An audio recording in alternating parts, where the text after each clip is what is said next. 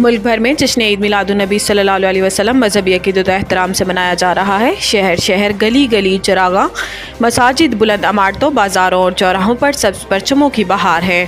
اسلام آباد، کراچی، لاہور، پشاور اور کوئٹہ سمیت ملک کے چھوٹے بڑے شہروں میں تقاریب کا انعقاد کیا گیا۔ جشن عید میلاد النبی صلی اللہ علیہ وسلم کے موقع پر درود و سلام کی محفلیں سجا کر آقائے دو جہاں سے محبت کا اظہار کیا جا رہا ہے۔ آج عید میلاد النبی صلی اللہ علیہ وسلم پر دن کا آغاز نماز فجر کے بعد وفاقی دارالحکومت میں 31 اور صوبائی دارالحکومتوں میں 21 توپوں کی سلامی سے کیا گیا۔